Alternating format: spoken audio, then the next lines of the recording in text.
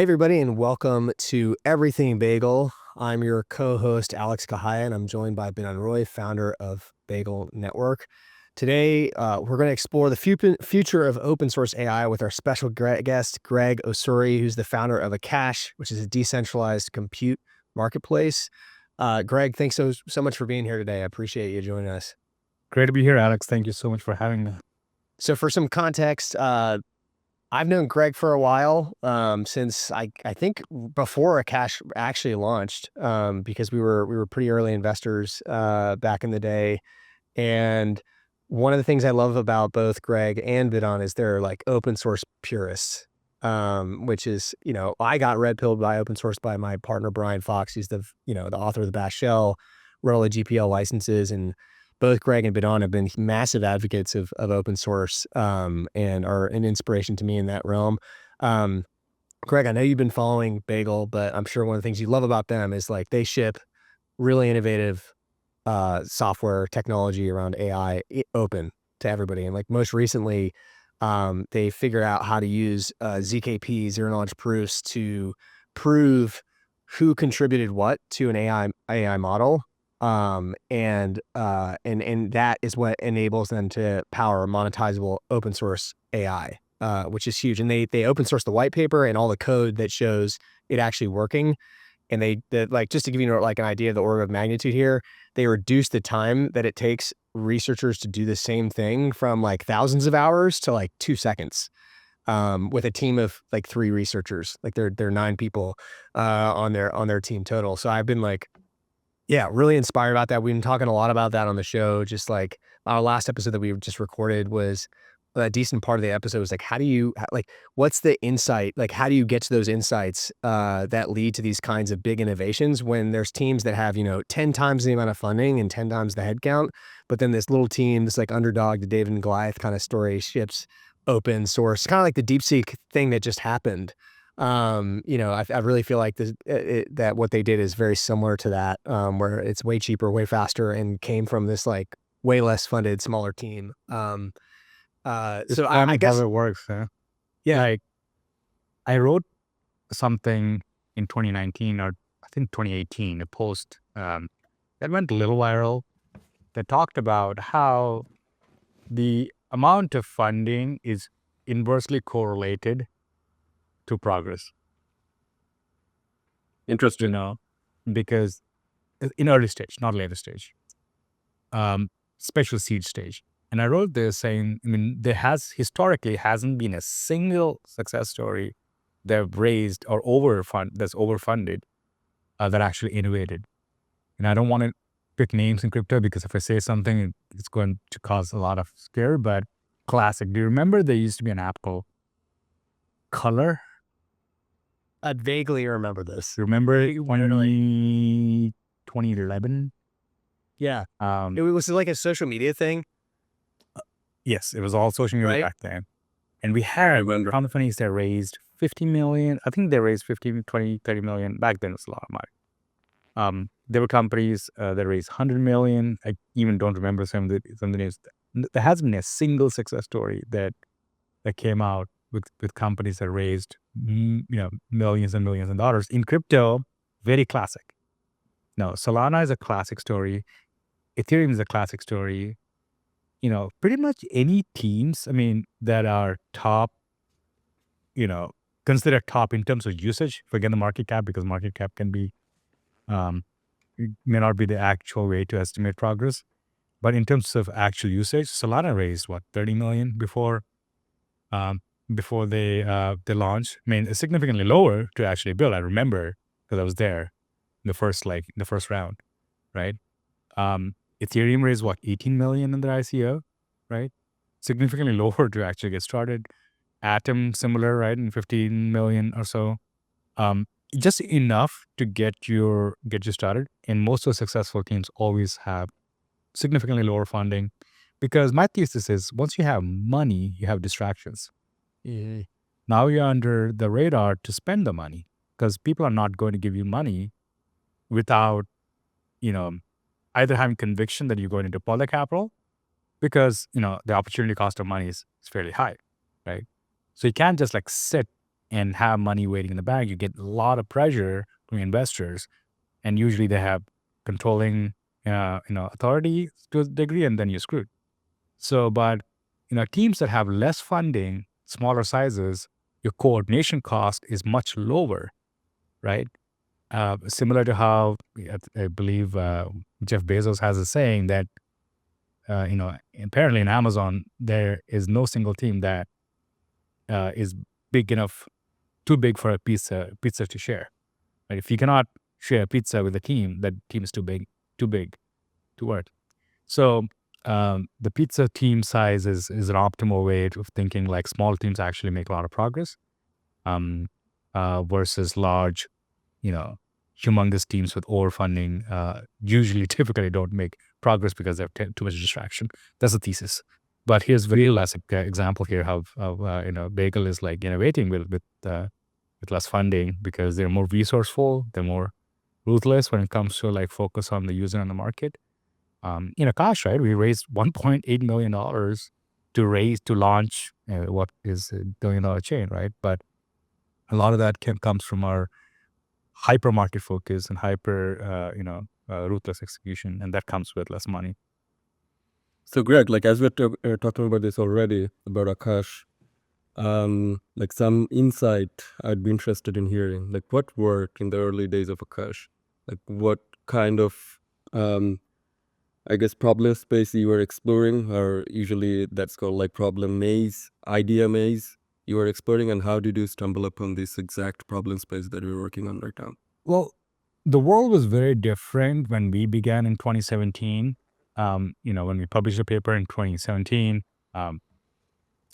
and me coming from the Silicon Valley background, the situation was so weirdly different when it comes to policy and when it comes to what you can and what you cannot do legally. My first shock, in terms of how to build this company came when talking to lawyers. I think it was Cooley, which was the innovator when it comes to Marco Santori. I think he created this like thing called SAFT, right? The SAFT document based from SAFE. Yeah. And we were like, okay, we're just going to build a product, and it's going to be a web-based product, and how do we get these tokens to people to use? Or are we just going to charge them with a credit card? I was told that I'll go to jail if I do that. So first shock in terms, because grew up, raised the whole notion that credit cards are the default ways you purchase something on the internet. When I was told that you cannot use credit cards to sell, I was like, okay, can we throw an ad? How do you get users? Can we do Google ads? It's like, no, crypto is banned from Google. You cannot use crypto. You cannot do anything. So the whole notion of user engagement and demand generation and payments, that I knew was wrong in crypto. So a lot of things, and things are very different now, right? I mean, you can launch a meme coin and go to billions of dollars of value, and you still are okay. Presidential ones. Yeah, presidential immunity. So lessons are different, right? But I think and we have to go and do quite a lot of work to even get to using credit cards on Akash. Now we have credit cards on Akash legally without going through all the money services license and all that stuff. And also, what's the definition of a security and what's a commodity? I mean, these days it's a lot more relaxed, right? I mean, it got to a point where truly decentralized companies are getting like investigated. We're getting investigated at least, but current administration has taken a very different policy position when it comes to crypto. So, like, I almost have to go back to 2017 and rethink what I could have done, that I was not allowed to from a legal standpoint. And that's why we survived 8 years, right, without getting in trouble in any way because we went by the book. So some of the things we did right that's across the board was building a large community based on users, not based on speculators. So even before we had a token in the market, we had a series of events, we call them testnets, where, I mean, remember, Alex, I think your company was involved too. So you can actually... We ran an ad. for years? Yeah, it was 2018. We started testing from 2018, 2019, 2020. And we had all kinds of cool things. We had like challenges and whatnot. Once you complete a challenge by using the product, you get some credits. You can exchange the credits for tokens that did not exist yet. So we were able to bootstrap our community, pretty selective community, because they have to be technical and they have to do a deployment, they have to use a command line, they have to be a provider, they have to be a validator, they have to do things on the network, and you get some rewards, right? And when we launched, we had a community that, we airdrop tokens to, that bootstrap our community. And that, I think, in my definition, one of the best things, we kickstarted this whole notion of, airdrops, right? In a very different way. Things are different now in terms of how people are launching airdrops, but I think incentivizing your early users, not speculators, is a very, very good way of launching things. And we went open source first, like day one, even before we launched. I mean, when you see me, my background, I'm very open source. I open source from like license to and readme.md. That's how I open source. Would I do it from launch or would I not? If you ask me, I would still do open source, but it comes down to the comfort level of the team, right? Because I've been doing open source for a long time. I'm comfortable doing open source. I'm not embarrassed of my code, and it is code because I understand. But there's quite a lot of like restrictions when you go to someone else in my team being like, "Hey, we're going to open source." They get very, very, very uncomfortable. And that, I think, you got to make sure you have an entire team buy-in, not a founder buy-in when it comes to open source. And it's very, very important because that might impede your progress because people will be afraid to ship code to open because they feel judgmental. So there's all kinds of emotional aspects that you got to deal with open source. And third, I think like if I were to redo things, right? We obviously launched, a sovereign state chain in Cosmos, and Akash is the first Cosmos chain, because there was a little option. The other option was Ethereum, which is unusable, right? Even till date, it's still unusable. Like you can't expect people to pay $30 gas fees to make a deployment. That's way more expensive than actual deployment you're paying with GPUs. So from a shared state chain ecosystem, it was non-existent beyond Ethereum. If I were to do it today, I would most likely do it as Solana or one of these shared state chain systems. When you do sovereign, yes, you have the benefits of control, but if you ask yourself deeply, do you really need that control in the early stages, or can that control come later? I would have most likely choose a more modular system where a mechanism that lets me start off with sovereign with a shared state, but I can transition to a sovereign state if I need to. Classic example is SQL, right? And the reason why you want to do SQL, because SQL is a standard that can be used in MySQL or Postgres. All you need to do is SQL dump if you're using a shared database, and a SQL import to a sovereign, a completely controlled database if you need to, right? Similar analogies.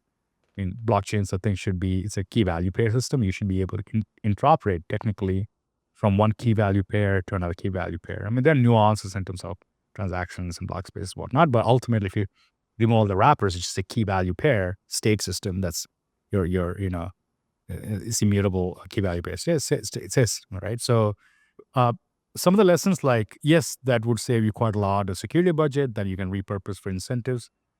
And one more thing we did absolutely right. I think a lot of them don't get is incentives. So people think of using incentives to bootstrap a network. We did the opposite. We're using incentives to grow the network. Now, is it the right way or the wrong way? That really depends on what you're trying to do, right? There's no silver bullet. And that answer is not that helpful, but in a scenario like, let's say helium, right? Helium, you need the network even before you get product market fit. So there's no way in hell you have to bootstrap the network because it doesn't exist, the resources. But something like Akash, where there's abundance of compute everywhere, there are 7 million data centers, 11 million of them are over 1 megawatt data centers. There's abundance of compute everywhere. So you don't need to bootstrap. People don't need money to go buy compute units. They already have. So now the question is, do you want to incentivize early for that compute to come on board? Or do you want to experiment with understand the behavior before you incentivize? And I think we chose the latter, and that's working out really well because, like most compute networks today, straight up pay, for tokens to have their compute on the network. Like I would literally give you block rewards every block for you to go put your compute on the network. The problem is, you don't know the quality of the compute, how good enough it is to your users. Does that fit that compute fit your market, right? How would you know? By measuring utilization rates. So if you have high utilization rates for a certain type of compute that obviously is in high demand, on Akash, for example, H200s, which are best GPUs to run DeepSeek, are 100% utilized. That tells you that H200s are high demand. H100s were pretty high utilization. Now they're at 70%. A100 similar, right? So we know that H100s, A100s, H200s, 4090s have high demand. We know that V100s, the older chips, have lower demand. Now the question is, how do you incentivize each chip? And so our incentive model now is, instead of straight up paying for the compute, we guarantee utilization. Because we know that if you have H200s, you don't need incentives. I mean, your utilization is 100%. You don't need to be incentivized. But we do know that if you have H100s, where there's volatility in utilization, sometimes it's high, sometimes it's lower. If you go to a provider and be like, I can guarantee you 80% utilization. Like if you get provided that you have high quality compute and provided you pass all these marks, if you're underutilized, we'll make sure we increase utilization. How? Well, just lower the price. So we can subsidize the cost to the tenant, because we know for sure from our data that if we lower the price for H100s to like 99 cents, they're gone. So we have the product market fit. Now, can we throw in a discount? Everybody has discounts, right? Cloud providers do provide discounts. So if you throw an extra discount, they're gone. We know that for sure. So incentivizing after understand, and we came to this conclusion after we saw how Akash works, right? There's no way in hell we would. We could draw, math, model, all that stuff in a room, but ultimately the customer's behavior is what's going to be the most valuable, most accurate inputs you need to design incentives. So designing incentives post-launch, in growth phase, post-PMF, I believe worked out really well, is working out really well for Akash. The numbers are very clear, our growth is very clear, our utilization. We not only revenue growth, but we also measure, what do you call, the price per GPU or earnings per GPU, and we also measure utilization per GPU, right? So our across the board utilization right now is 70%, and that was 10% when we began. Over the last 12 months, it came really high. And per GPU right now is about $20 per day, compared to $10 roughly that was about 12 months ago. So we clearly see a upper trend, right? So these are some of the ways we look at how we design incentives instead of blindly following. I think Filecoin, I can comment on incentive structures based on the outcomes of each DPIN, and I can tell you with a degree of confidence what went wrong, what came right, what went wrong.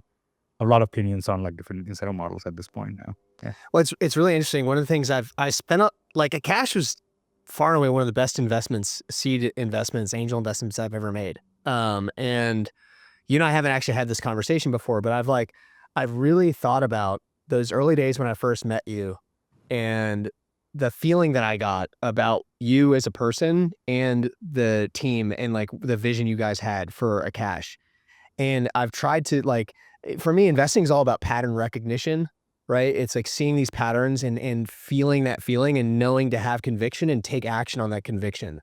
It's a very it's as much as a science and an art. And I get that same feeling with Bidhan. And what strikes me of what you just said is you guys both approach these problems from first principles and with certain constraints in mind, right? And it goes back to the earlier conversation we were having about like raising just a month, being very capital efficient, right? Like super capital efficient, and then open source from day one. It's like these three things are very common between both of you. Like the last conversation Bidhan and I had last week was, I asked him like, what was the insight that led you guys to uncover this zero knowledge proof innovation? And the whole market, all these researchers that were looking at how to execute this were focused on burning compute, measuring was compute used. Um, but really their insight was instead of looking at the at the burning of the compute, we're going to look at did the model actually get improved? And when they switched to like measuring that, that's what the zero knowledge proof is proving is did the model improve by a certain amount? It became it changed everything, right? That was the big difference. And I Interesting. kind So of you measure, sorry. So you measure that some work has been done by actually seeing the loss rate reduce. Yeah. How do you measure model improved? Yeah. I can take that up. So first of all, before going into that, like Greg, totally agree with the incentive structure you described. Mark Andreessen had a quote, I think recently or famously, is that like if a system is not working, and if you put more money into it, that actually makes it worse, right? So if a network is not working and you just put more incentive into it, that makes it worse. It's a rule of thumb, of course, like there are exceptions all the time. But then... No, there are no exceptions, actually. So, I mean... it's a first principle at this point. Yeah, it is a first principle. Then, so if a network does not have users and you give some incentive and some of them show up, but they will leave after the incentives dry up anyway. You cannot keep that tap on perpetually. And it does not work. You have to do it. You have to figure out what works and what doesn't without incentives. That's when you know what's useful in terms of for the customer. And then you can supercharge that with the incentives. That's how I see it as well. So totally I see eye to eye with you on that. And now going back to the verification protocol that Alex was mentioning. So it's basically what we have done. We figured out this like a modular structure for models where each contributor contributing their building model together, but they are not training this monolithic dense transformer together. Instead, like they're providing this modular contributions, which are called like adapter layers like LoRa's. They're providing that, and they stack on top of each other like Lego pieces. And all those Lego pieces come together and build a model. So it's a fundamentally different approach of seeing this thing. Like a lot of people, a lot of teams, very talented teams are trying to reduce the communication overhead over data centers to be able to train a dense transformer monolithic model. We looked at it a different way.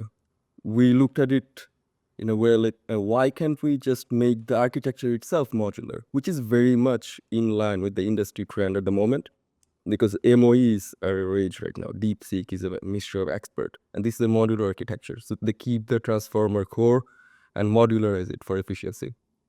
We did the same. And then what that enabled us is that the contributions are, first of all, they can come from one data center, each contribution. So you don't need that much of a communication to begin with. And second, the contributions are small enough that you can do ZK verification of that. So when the person or developer or the data center developing this modular adapter, they run a ZK verification on top. And it's way less overhead. But then even that was like higher than what would be acceptable in a production environment. Because in production environment, you want seconds, not minutes, not hours, or not days. And the previous example of like verified training were weeks, right? So what we did, we looked into how this works.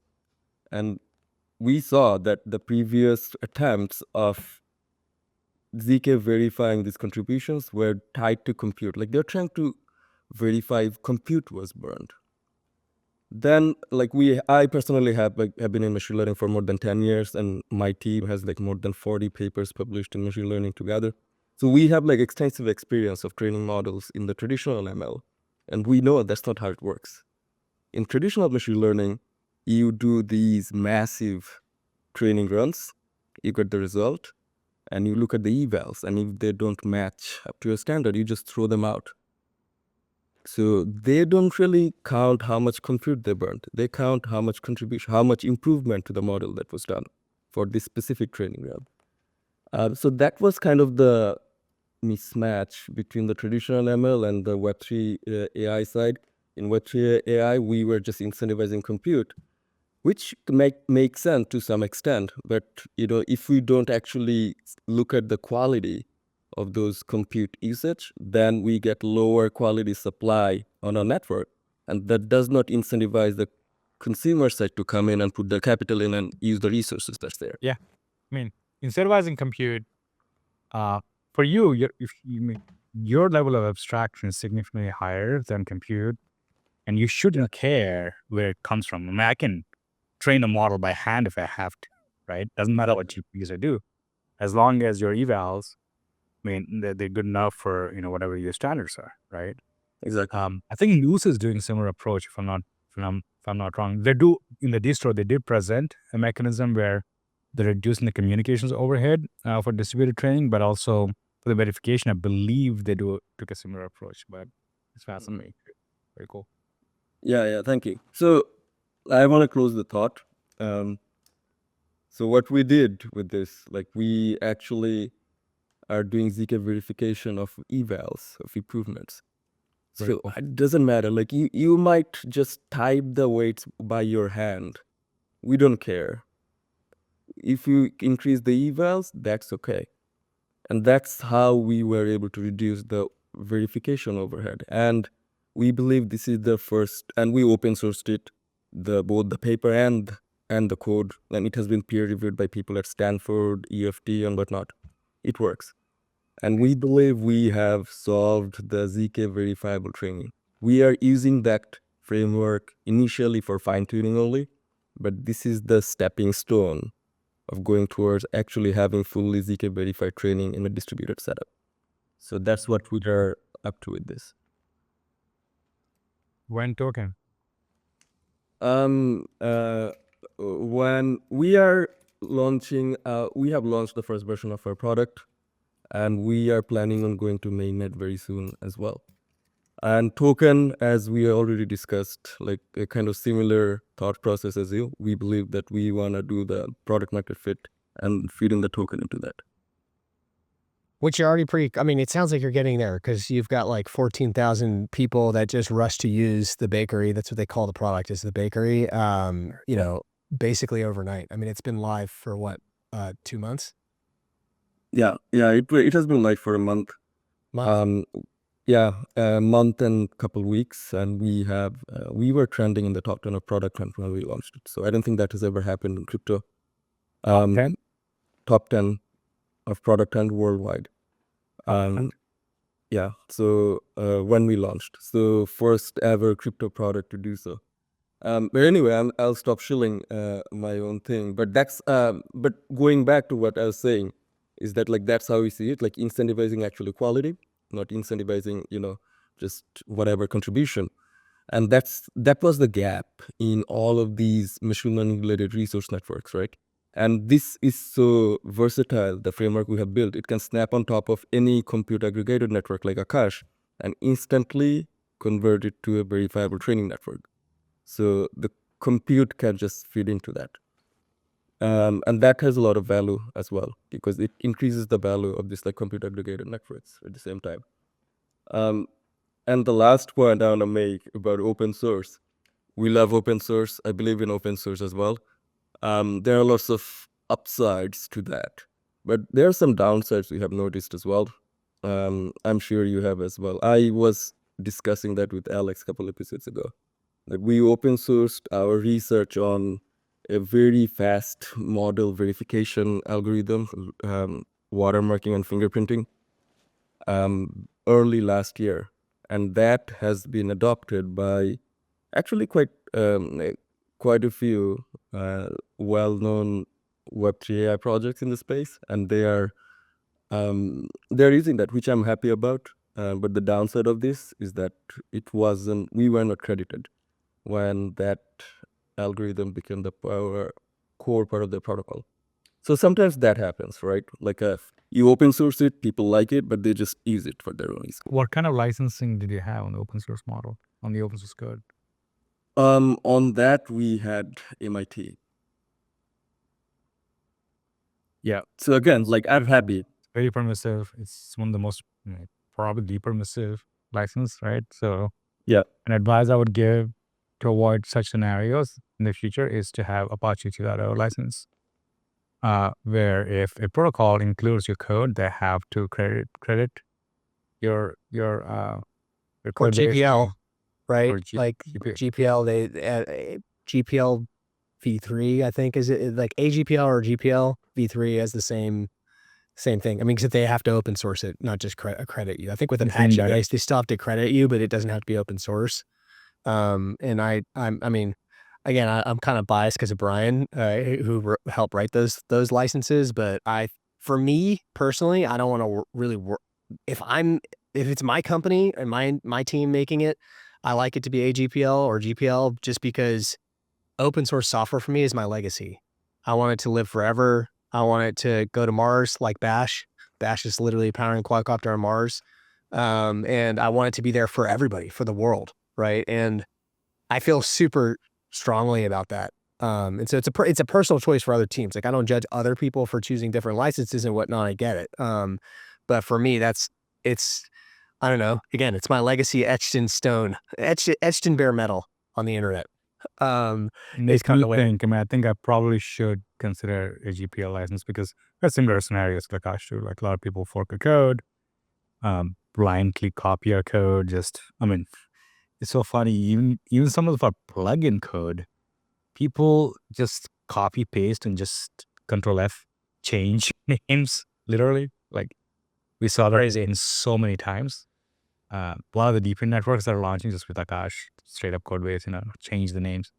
There was even instances where the founders were like doing demos, and I could clearly see AKT in there as a payment mechanism. They haven't even bothered to change the currency. But yeah, it is a problem in crypto. Sadly, I think a more restrictive license is definitely an answer, which I hate to be saying that, but I bet the ones that copied you have enormous funding. Yes. Yeah. Yep.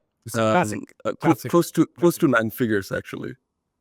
Yeah, and we have the receipts, and there's been some drama on Twitter about this particular company. And with some unethical things in the past from one of the founders, especially, and that are unrelated to open source, right? But it's kind of like the apple. I don't know what the right phrase here is, but the apple doesn't fall far from the tree or whatever.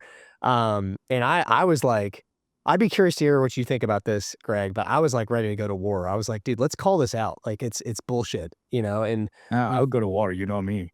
yeah, like right, like it's complete BS. And maybe there's still time for us to do that, Bidhan. We can have a conversation about that if we want. But I do think one thing that we've seen time and again, and it goes back to where we started this conversation. It's about execution, right? And thinking about things from first principles and the people involved. And even if it was closed source software, it's easy to copy people. And we've seen that happen in SaaS all the time. Smaller team comes by, builds the exact same product, out executes the well-funded Goliath, and then they've got a huge company and the other company ends up dying at some point. And that's just been a repeated story that we see. And I think this same thing applies from open source. And the thing that happens when you don't open source is you lose all those network effects. You lose all that community. And one of the reasons why I joined Solana is because of that pattern recognition we're talking about. I saw the same thing that I saw in you, Greg, with Tolly and Raj, and they were shipping day one open source. And I even asked Tolly as kind of a test, like, hey, what happens if someone left click copy or whatever the right click you got to do, copies your code base? And this is back when they had that office on Howard Street. They were just starting out. They hadn't even launched mainnet yet, I don't think. And they were shipping a really good idea in public. And he was like, please fork it, go for it. Because the other part of it about the execution, especially in crypto, is getting to where you are, Greg, with a real community, a real customer base, actual people providing node services, leasing and registering like providers, dude, that is a whole ball of wax. It's hard to replicate that. And you're only stronger because of the open source community. I just believe that, to my core. And ultimately, karma's a bitch for the people who don't respect that. Yeah. So on that point, right? So I mean, open source has so many benefits that outweigh the risks, right? And then risk being, you're getting copied. But I think on the long run, you eventually end up winning because you can fork the code, but you cannot fork the community, Yeah. right? Like I remember Solana launching. I was there literally 2 weeks ago. I did the first video when they needed testimonials. Because I remember. Yeah. I was, if you go to Solana's YouTube, I'm like one of the first videos they did. In that office, I had a photo shoot too. I took like black and white photos of them literally like 1 week from shipping. So funny, that was like right before COVID hit. Yep. And they hit right when COVID hit, they launched. And I was concerned because we were like planning to launch a few months from there. They crashed and it was crazy. And fortunately, I was able to like rake up some Solana tokens at like $1, $2 range, or less than that. I think it was significantly less than that. But they were totally. I remember Totally was like, the software was not ready to get shipped, but Totally was like, we're gonna ship. Yeah. And that's execution, right? Because you're never ready. It's like being a dad. You're never ready. Yep. You just gotta go for it. It's never going to be perfect, but I think it takes the pragmatism that tells you quite a lot on execution. Out execute, people are going to copy you. People are going to copy you because they're good at it, but they cannot execute you, right? Out execute you, right? So out execute, ship as aggressively as possible, build that community based on truth. People like drama, people like the fact that, somebody copied you. That actually builds a stronger community, in my opinion. It did for me, for us, right? And you get more sticky community, but focus on the community, very important. I think one of the best community builders I see in the space, and of course, like Raj and Toli, and they're very, very good at it. But I think and Jacob, Const Reborn, Jacob from BitTensor.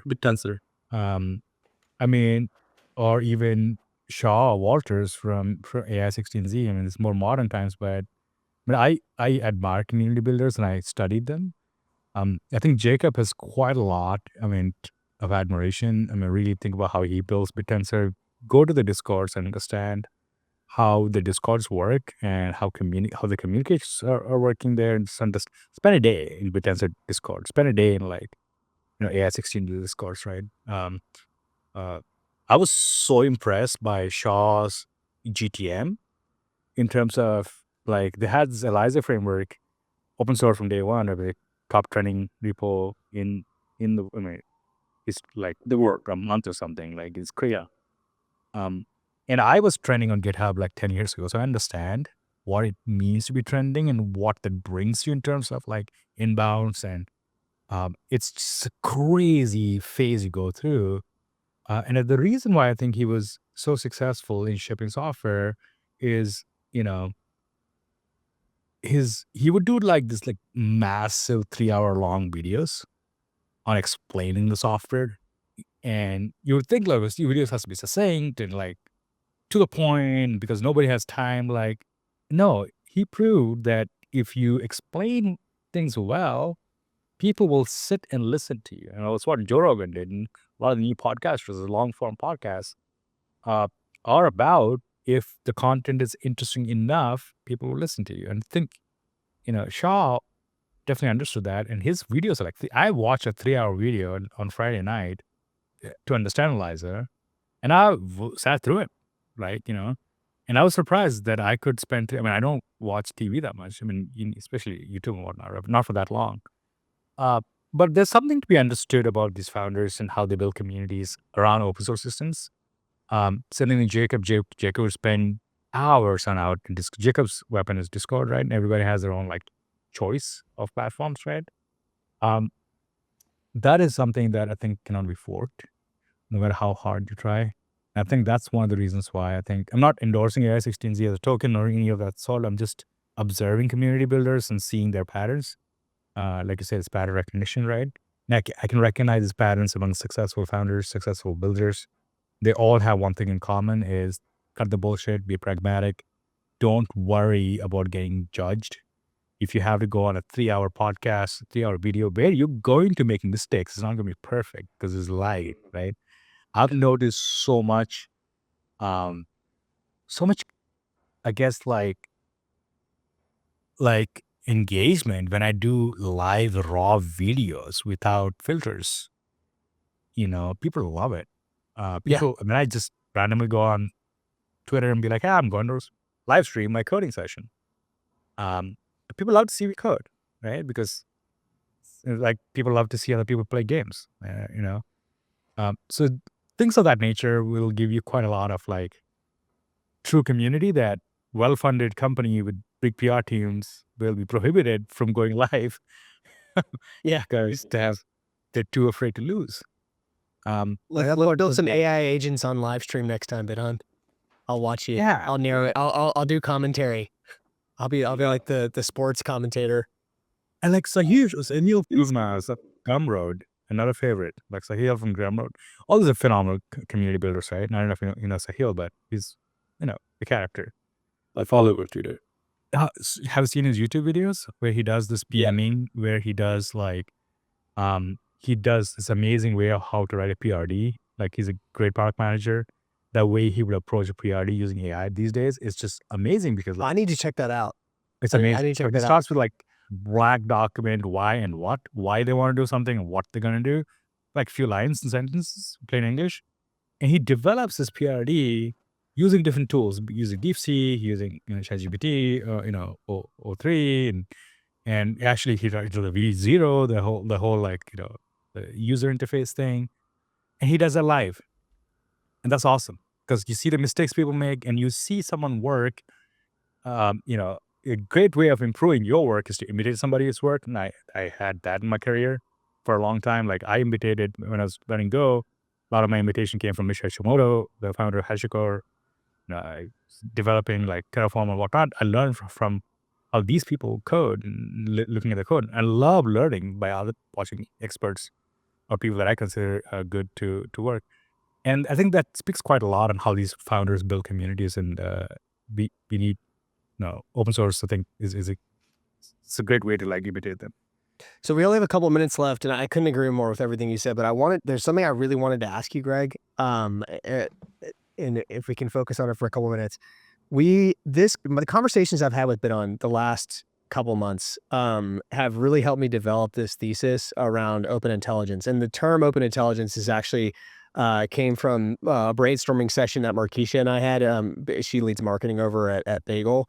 But basically it's artificial general intelligence or artificial super intelligence on crypto rails. And it's open source, right? Open source AGI on crypto rails.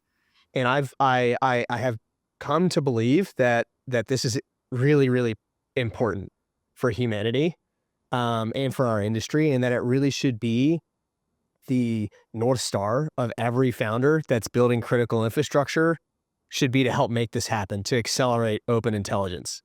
And I think Bagel is critical for it. And I think Akash is critical for it. I think for obvious reasons. But I also am asking myself, like, am I crazy? Right? Like, can we do this? Can we get a bunch of entrepreneurs who are building these systems to work together to create open intelligence for the sake of humanity? Am I being like overly dramatic? Is it even possible? Like, and then if it is possible, like, what are the components? It's like, I look at it like a factory system, and there's like inputs and outputs, and there's a bunch of tooling that needs to be built in between to make it happen. And I'm like trying to develop like a vision for what that is. So I know that's a ton, but generally speaking, like, how am I doing here? Are we going to make it to open intelligence? I mean, it's not something something that it'd be nice to be open source. It's something that we absolutely need. No, it has to happen.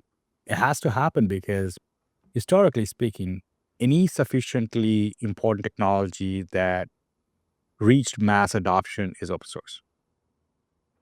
Linux, World Wide Web, name it, in modern era. Even as a matter of fact, phones. I mean, without Android, you wouldn't have the same level of adoption. If Transformer. Transformers open source, right? So open source is so critical for mass adoption because the network effects would not come otherwise. And we're seeing very clearly what happened with DeepSeek, right? Very, very obvious. Like, until DeepSeek, the state-of-the-art model was a closed model. DeepSeek came and changed things, and this is just going to be a stepping stone in reaching ultimate intelligence. Now, have we done that before? Yes, we have. World Wide Web, like without the companies that innovated early, failures, successes, and whatnot, we wouldn't have the open internet that we so much use, right? 20 years from now, you look back and be like, we'll be asking the question, and like, so looking back to the internet itself, right? It did not begin as open internet. It began very close. AOL was literally shipping CDs. You needed AOL to get on the internet, right? Look where AOL is today. I mean, it's still around, but it's not the internet company, right? It is the companies that actually operate the internet. So similarly, like OpenAI, I think would be the new AOL of the world. Yes, they were the first to innovate with ChatGPT. I mean, not first to innovate, but at least first to get to market with ChatGPT, and definitely like proved product market fit with ChatGPT that kicked off an entire industry. But I think the true intelligence through AI will be open source. And if you look at how do you monetize, how do you sustain open source software, decentralization is the way. Crypto is the way. There is no better mechanism that I can think of, and this I have factual evidence for this. I mean, looking at successful open source companies that open source products that could not create a successful, mechanisms to sustain themselves. So looking back, there's no doubt in my mind that crypto is the only mechanism, only framework to have monetizable, machine intelligence, right? So that's really comes down to it. That's exactly what we. I know I'm giving a Bidhan's pitch right here, but open source is good as long as it can be monetizable and sustainable. And I think crypto is a great way. And so yeah, it's going to be multiple people, multiple organizations, multiple protocols, rather, interoperating with each other permissionlessly. Like if Bagel wants to use Akash, no one can stop Bagel from using Akash. No one can stop you from getting the H200s for $1.99. Right? And that's awesome. What it comes down to, right? Like if I want to use Bagel, no one can stop me to use Bagel. Right? And I can build protocols and Unstoppable open intelligence. correct. It has to be unstoppable, right? And it has to be because, imagine you're a developer, you're coding at 2:00 in the night and you want to use a product. Last thing you want is an approval from someone that's going to wake up on a weekday and give you an approval. Yeah. Get your account, increase your limits, all sorts of things. I mean, you want to review code, you have a question, you should be able to go read the code yourself. And you have AI now that explain a lot of things on how things work. I mean, I back in the days to like actually read the code, figure things out. That takes a while, but I can feed that into an AI and be like, explain what's going on, the logic here, right? There's so much tools now that open source adoption is going to be accelerated with the tools as well as creation as well.